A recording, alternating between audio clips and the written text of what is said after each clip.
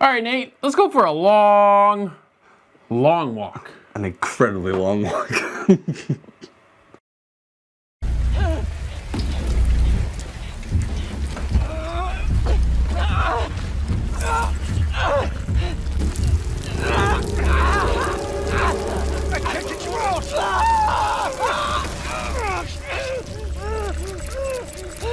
Sam!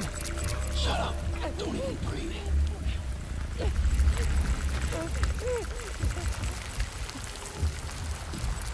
Nate, you and I jumped into the long walking simulator of Death Stranding. What'd you think of this weird Kojima production title?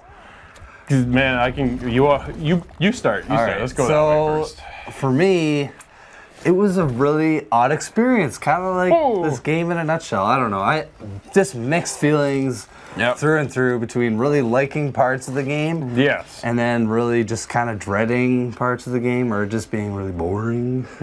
Parts of the game that I dread is the gameplay, which is what you're supposed to do most of the time. So the idea is that you're in this kind of semi-apocalyptic experience of America, and you're out to travel or walk most of it from one point to the next to help piece back America.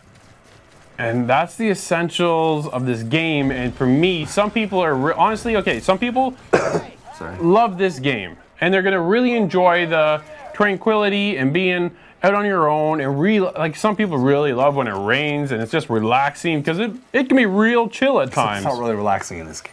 Well, it can be you're out for a walk. That's when you can walk along the beach, but literally you just walk along the beach. So this is the biggest problem for me, because if you are a Kojima fan like I am, a huge fan. This is honestly my first Kojima game, so That's a little different for you, right? But Yeah, if you're coming completely from different. my experience of a Metal Gear feeling, now I knew going into Death Stranding, I'm not going to have this Metal Gear experience. I saw the trailers, and if anybody knows Kojima, his stories with Metal Gear are convoluted, but this takes convolution to like an extra level, man. This is beyond where I wanted to go with this game. I knew I was going to have mixed feelings going in. And mixed feelings, I wish I had, because I have one feeling, I just don't want to play this game. So I'm a little different from you. The cutscenes, man, as much as they kind of skip from one thing to the next, Yeah. and it really, you're kind of figuring, you don't know what's reality sometimes, so No, it that's isn't, fair. right? Yeah. But I don't know, it actually enticed me. I appreciated their kind of style, because it's not like it's this, boring whatever thing. It's No, actually not really at all. complex and interesting, but it's not for everybody. Absolutely. Not even close. Some people are going to hate this game. I'm kind of in that boat. And some people are going to love this game. Now, for me, it was a story that I thought was really actually intriguing and kept me playing the game to find out what happened next. But it's the travel to just pick up one piece of a crate to bring it to another location to do the same thing over and over and trying to traverse over these things. And you can run into mules, which are kind of like the essential bad guys in a sense throughout the world, as well as the BTs, which are the real kind of threat. The real threat. Yeah, they're the major threat and what's going on and why the world's kind of turned. And we'll kind of leave it at that. I don't want to spoil anything by any means. But at the same time, you run into these people or these creatures and things so not that frequent enough to kind of keep the game interesting. There's no real action within the gameplay. It is the experience of traveling from point A to point B.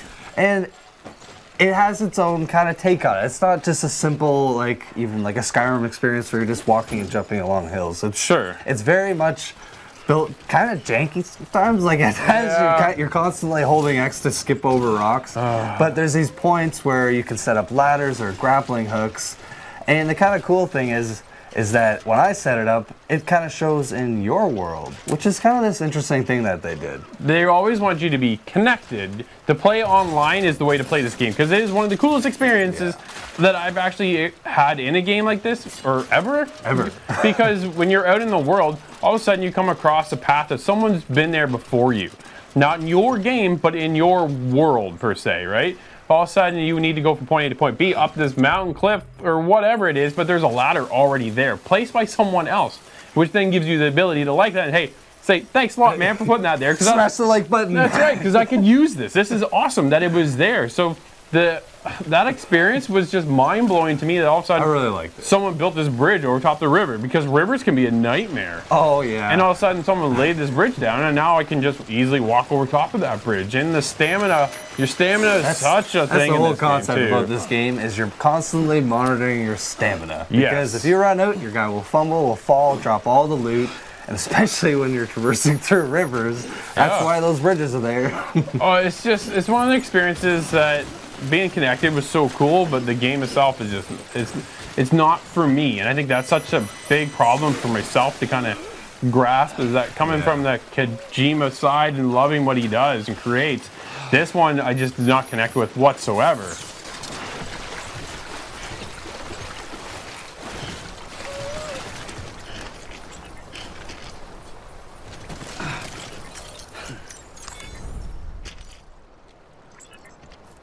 So the controls are kind of interesting in this game because, kind of like the stamina, you're constantly monitoring the weight that you're carrying on your back. Well, yeah.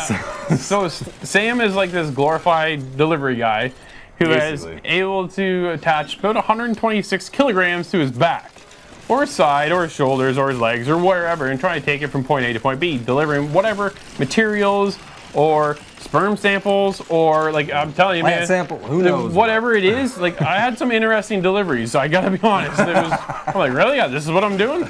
Okay.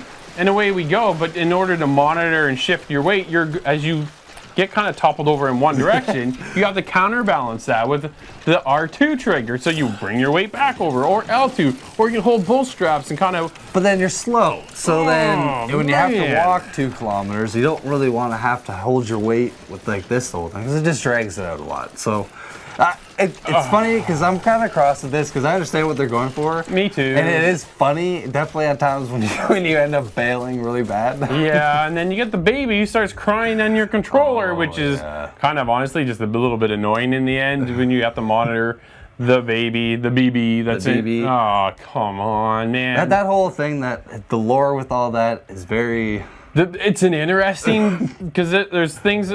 So Sam, when he plugs into the BB, he kind of disconnects from the world and gets the experience from the BB, and that again tells a whole other side within the story, which is like, man, what is going? Like I was really hooked on the BB side of the story. I just didn't like the BB. Oh, because the actual voice is crying in your Yeah, face and through the controller.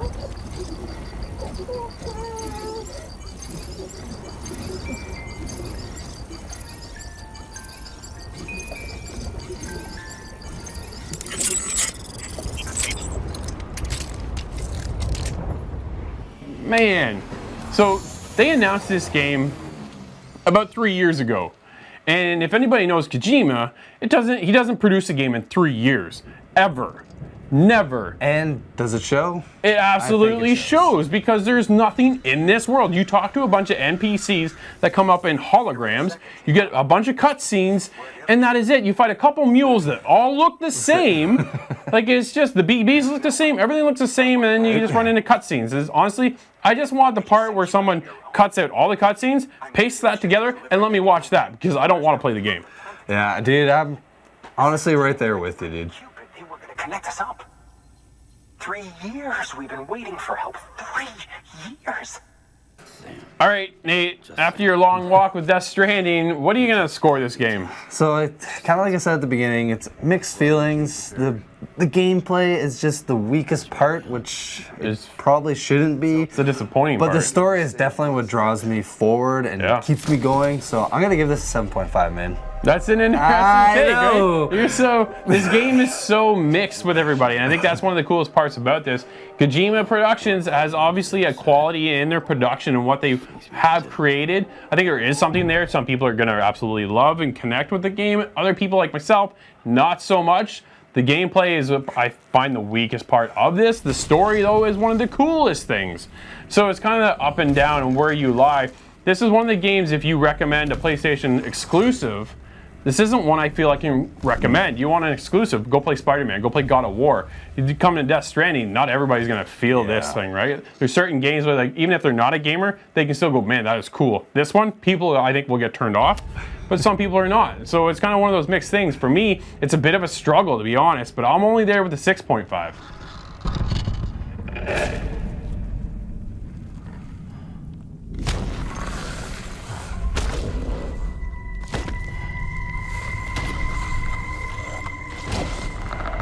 Kojima Productions have definitely brought us a unique experience unlike anything we've played before. Some people will really connect with Death Stranding, while it will leave others questioning the direction of the game. Drew and Nate were frustrated with his gameplay, but couldn't wait for the next story plot. We'll let you decide if this title is for you.